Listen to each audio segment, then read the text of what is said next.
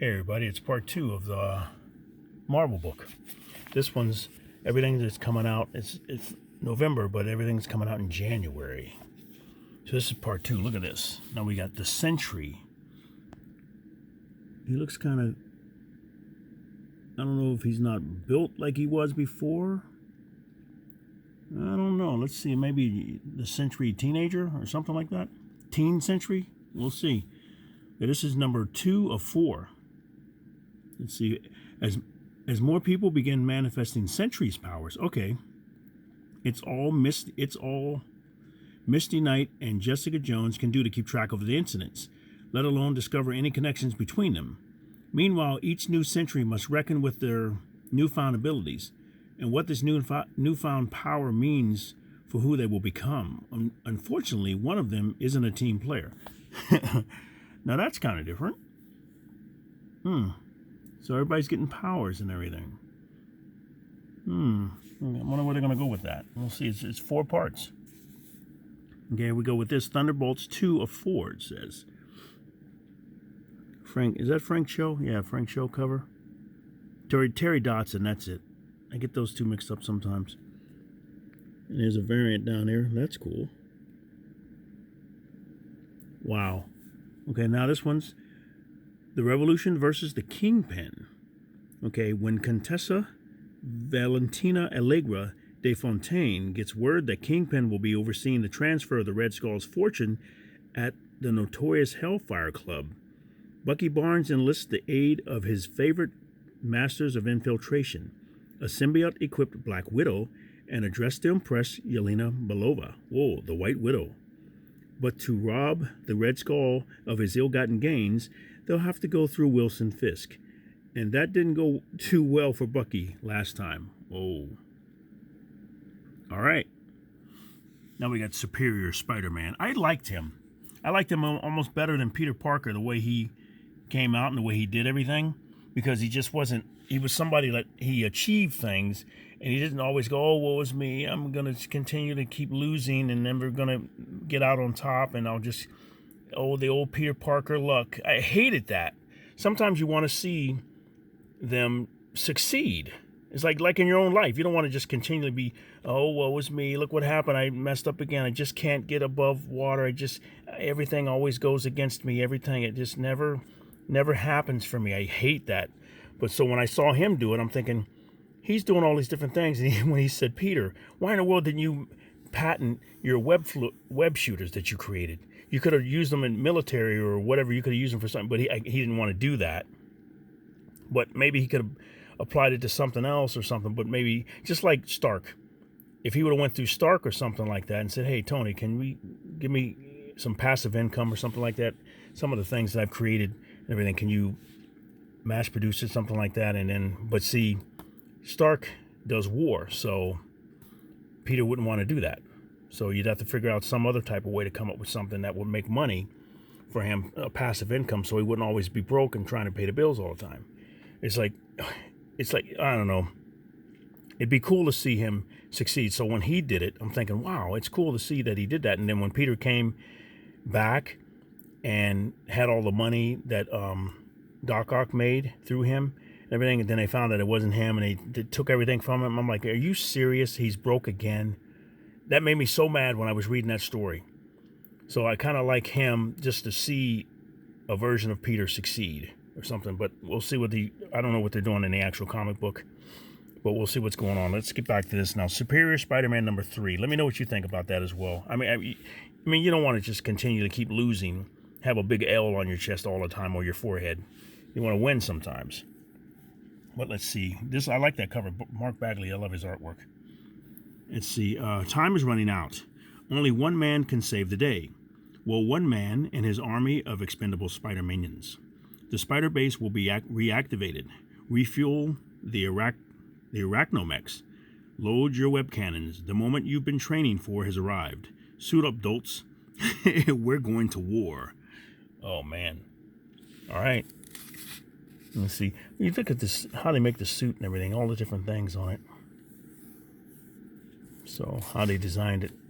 Cool. Now we got White Widow number 3 of 4. Uh-oh, she's about to drop down on some guys. Take them out. And like Splinter Cell, I used to love playing that game. Splinter Cell, you hide up in the rafters and everything, just drop down on people. Okay, here we go. Let me see. This says, when a shady corporation called Armament threatens Yelena Belova, and that sounds like a song. Mr. Bombastic, kind of like, okay, here we go. And her neighbors with eviction under suspicious circumstances, she decides to take the problem into her own hands. After all, there's rarely a problem a little murder can't solve. Really? Uh-oh. But armament is not quite what it means, and a single mistake could cost Yelena everything.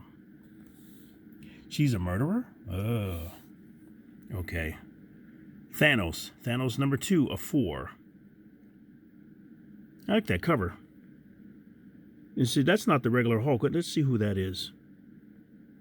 And there's Rom down there. Let's see, what Hulk is that? The Illuminati's secret weapon, Hulk. A new Illuminati move on Thanos to prevent him from destroying the Earth as part of his quest to reclaim his beloved death. Which means it's time to bring in the biggest gun they've got, the Incredible Hulk. Really? Okay, this is the new one? And see, you know what? I've got some newer Incredible Hulk books. I want to see who that is. Is it still Bruce Banner? And they got him with long hair now? So I have to catch up and see the new Hulk books and see who that is and everything. If you can let me know in the comments. I haven't been following it, so I'm not sure. But that's a cool picture. I like that. Cool cover. Marvel Meow. Uh-oh. Got some kitty cats there. And see, there's a variant down there. And there's another one. Oh, man. I like Simba. Lion King. Marvel Meow number 1. Really? Marvel Meow makes its possum print debut. Okay. Marvel's most fearsome and furious heroes are here to save the day and beg for treats in the process. Follow Chewie, Leho, Alpine, and the rest of the Avengers' feline friends as they cause a few catastrophes. Okay. And maybe vanquish some villains in the process. Whether it's crushing or crashing Captain Marvel's apartment or defeating Doc Ock, you can always count on these cats for some cute chaos. Okay, it's collecting the hit Infinity comic series from Marvel Unlimited and featuring a brand new cover and exclusive new story. Okay. That's funny. Okay, whoa, Punisher. Let's see. Uh-oh, he's got a vampire there somewhere. Punisher 3. Enter the Fear Master. Okay, hunted down by the authorities, the Punisher must face down the one threat that cannot be stopped by bombs or bullets. Uh-oh. The terror is inside his own mind. With an innocent life hanging in the balance, can the Punisher escape the Fear Master's deadly abattoir?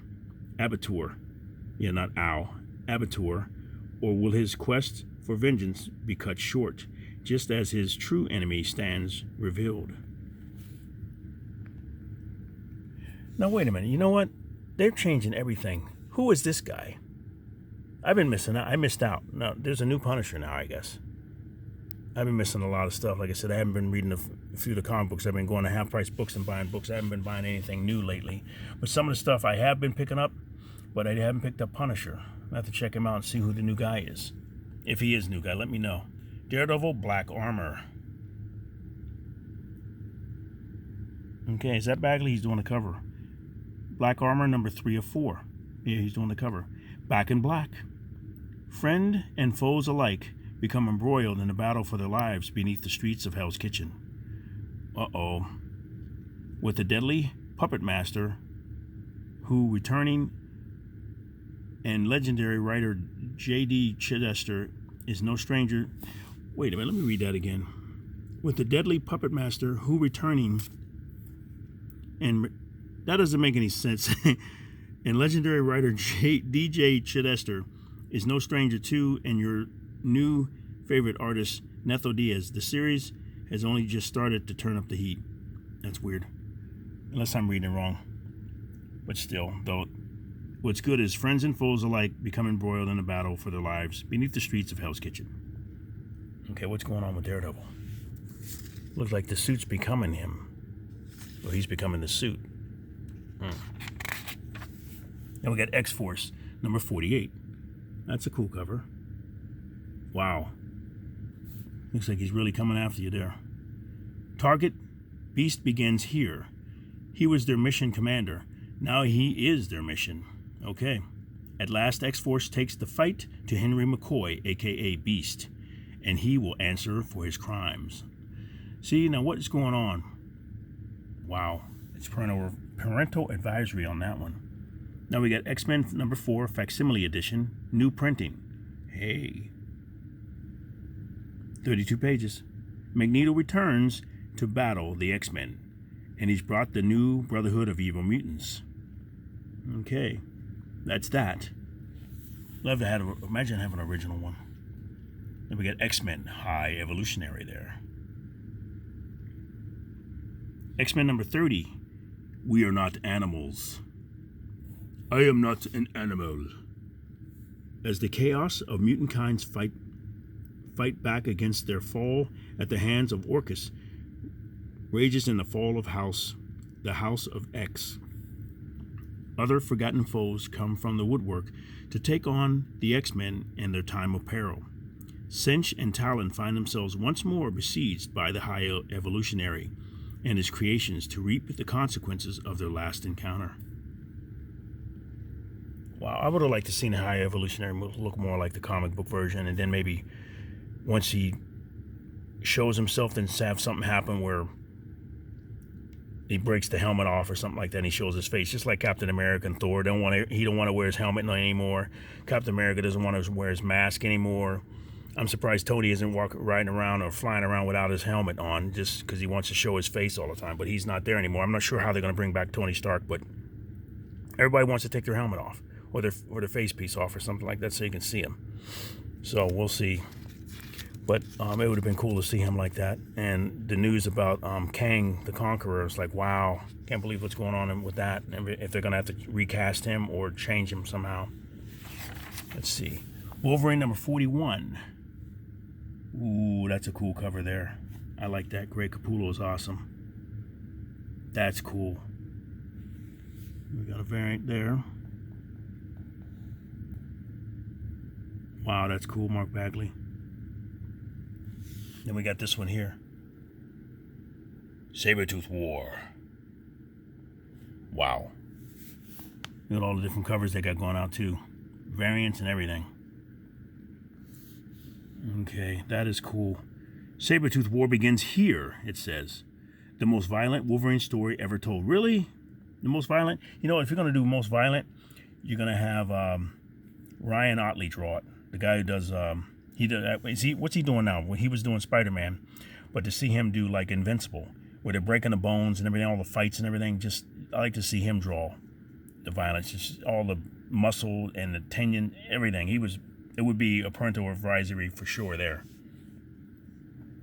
But we'll see what these other guys do.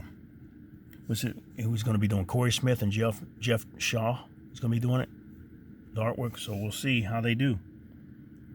Okay, get ready for the showdown to end all showdowns. Wolverine versus Sabertooth, it says. It's been years since these heavy hitters have crossed paths in the Marvel Universe.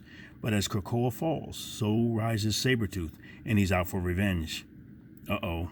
They threw Victor Creed in the pit, but he's free and wielding an army of Sabertooths. What?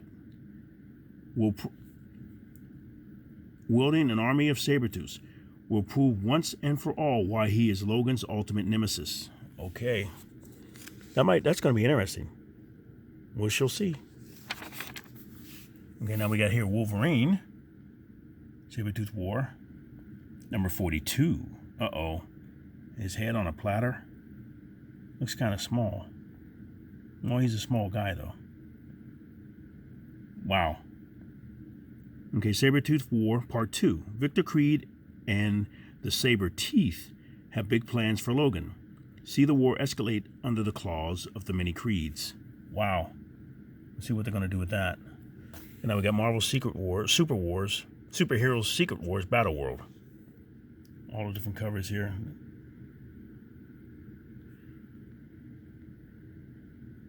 Wow, Constrictor.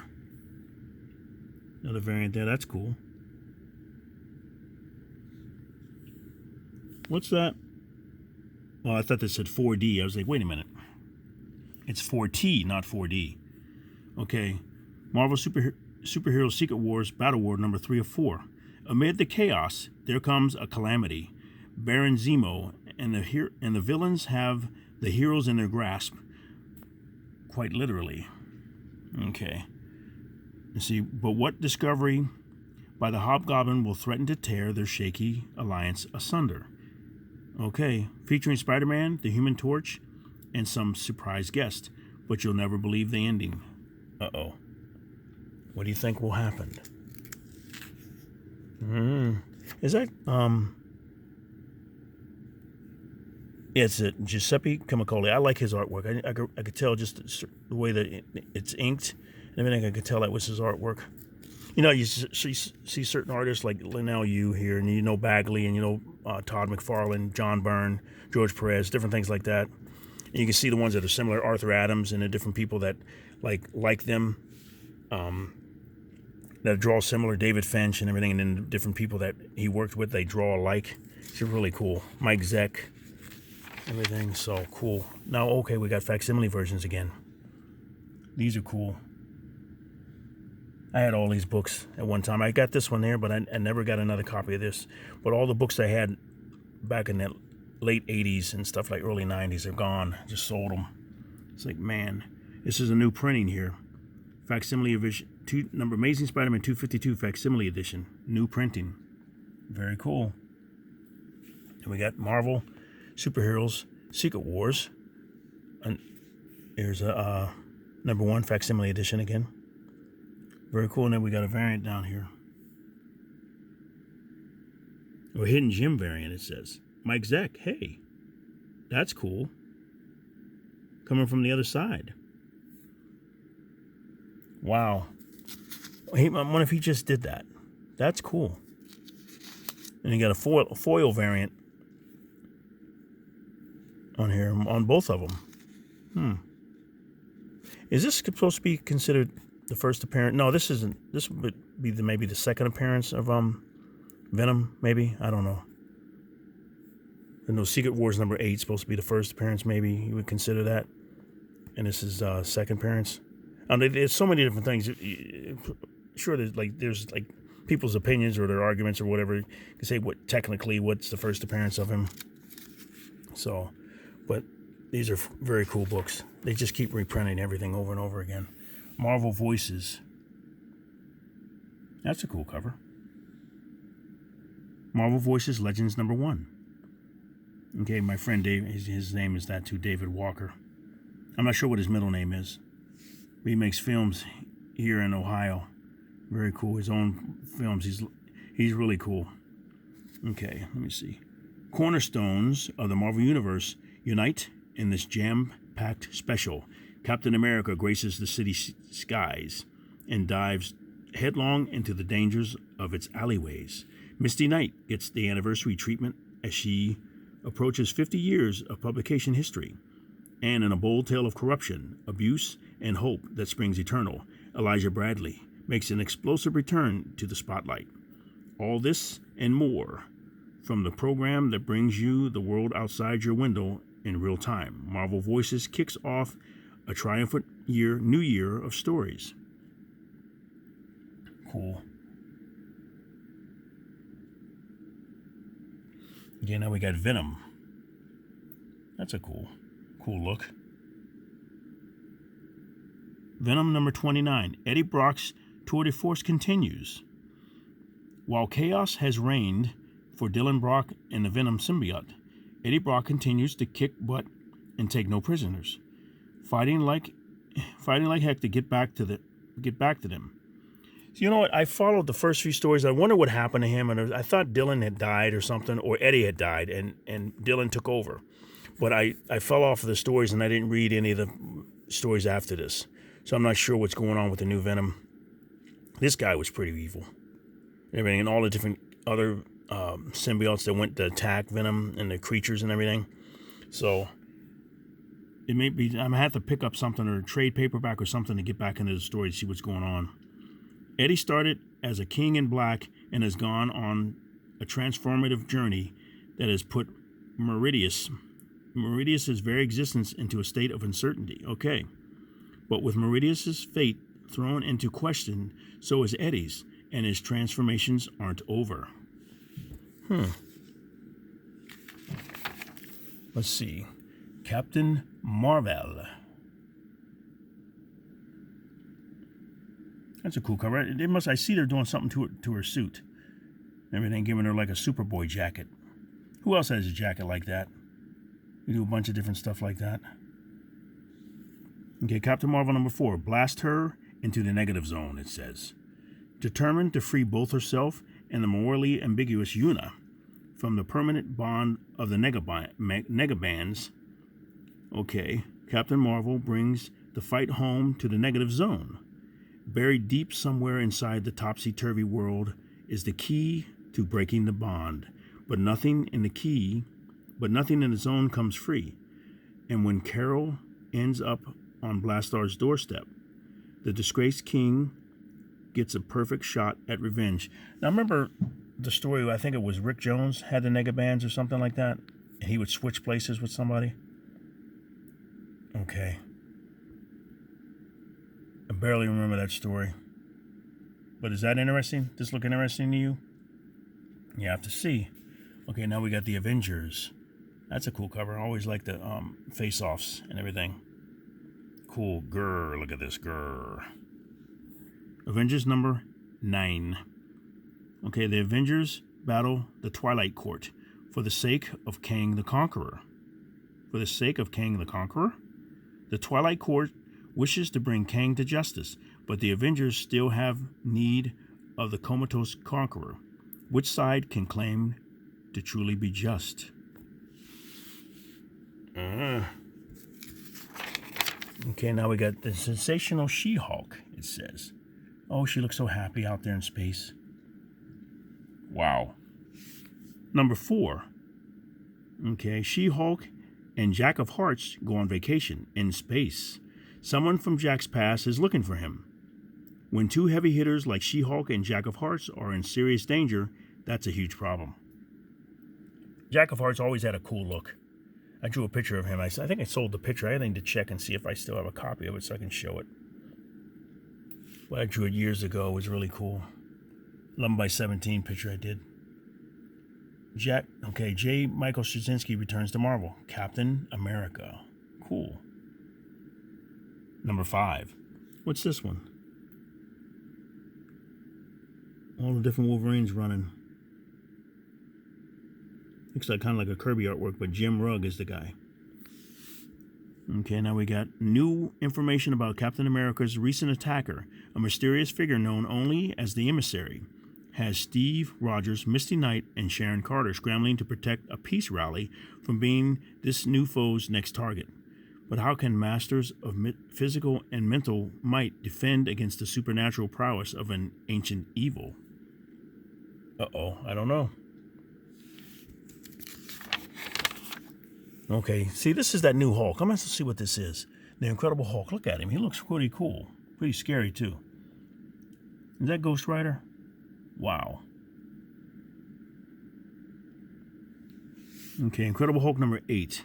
The epic conclusion of Hulk's throwdown with the WW2 Ghost Rider. That's what I was wondering. He looked like he had army gear on. Cool. And the War Devils. Okay, the personification of rage and the spirit of vengeance have their own vengeful spirit to conquer. When the Hulk and the undead Ghost Rider of the past finally come face to face with the monstrosity controlling the War Devils, a bone-crushing brawl follows. I bet. Wow. Now we got Alex Ross doing a cover. Look at this, the Immortal Thor. Look how awesome that cover is. Man, oh man. See, he's got his helmet off again. He don't want to wear it. Loki wants to wear the big horn, the big bendy horn. Big bendy horn helmet. But he takes his off all the time. He takes the helmet. Look, he don't even have a beard either. Okay, now we got Immortal Thor number 6. A legend from the past. The All-Father sought answers to his new troubles and memories of old, and to refresh those memories, he consulted the Skald to tell a tale of when young Thor and young Loki journeyed out beyond Asgard on a quest that would determine the fate of all the realms. This is the story of the immortal Thor and his first journey into mystery. Cool. Interesting. Who's writing this now? Al Ewing. Yeah, I like his writing. All right. Now we got Blade. That's a different Blade. That's a different guy. Let's see what's going on here. And is that Hulk or Scar? Okay, Blade teams up with the Hulk to tame the anger within. So I guess it is the Hulk. In preparation to face the Adana once more, Blade must confront the monster he is afraid he is. And who knows better what it's like to live with a monstrous version of yourself than Bruce Banner. Now, wait a minute. I'm missing out on anything. This is the new Blade? I don't know. I can't tell what color he is. Is he black or white or what? I don't know. I guess I'd have to pick that up to see. Then we got Daredevil. John Romita artwork. Look at that. That would be hard. I was looking at this earlier. That would be hard to hold that while she just snaps it off. Like that with one hand. He'd break his wrist as strong as she is. And look, he always draws the teeth. Look at the teeth are way back in there with his lip like that. Looks like it's sliced. Hers are back too. He's got smooth, there's one big block, and she's got a few teeth there. But that would be very hard to break that. Like that and hold that. Okay, we got Daredevil number 5. Daredevil's second arc begins with a brutal bout. Wait a minute, who's he going to be fighting here? In the sense-shattering second arc of Daredevil, the creators continue the explosive debut of this new series featuring an all-new villain for Daredevil to face down. Would it be She-Hulk? Nah, she's not a villain. Okay, now we got what? Cap, Wolf, and the Howling Commandos, number 404. I always thought that was a cool look. He looks very cool. Scary, though. He must have total control of himself, though. He's not like a vicious animal. It's a fight of a lifetime as Cap and the Howling Commandos race to prevent the Nazis from unleashing werewolves on the world. Uh-oh. But when the best laid plans go sideways, it will take a miracle and faith in each other to ensure the whole team makes it out alive. Wow. Now we got Silver Surfer Rebirth number 5 of 5. Is that Ron Lim? Yes, it is. The Silver Surfer versus Mephisto. I don't think he could. I don't know how he would win. The Silver Surfer and Genus Vell have survived Thanos, Galactus, and time itself. But now it's time for a date with the devil. But what does the Lord of Darkness want with an Infinity Gem? And even if our heroes can uncover Mephisto's game, can they best him? This fan favorite team brings everything together for this final installment. Yeah, that would be pretty tough. All right. Let me see. I'm going to try to get one more in here. The Invincible Iron Man. Very cool. And there's the cover there. Another cover with Rom. Invincible Iron Man number 14. Tony Stark needs more than just armor to defeat Arcus. He needs an army. Can Ironheart build one in time? Who will answer the call? All right. Thank you very much for watching. You guys have a great day. And Collector Dude is out.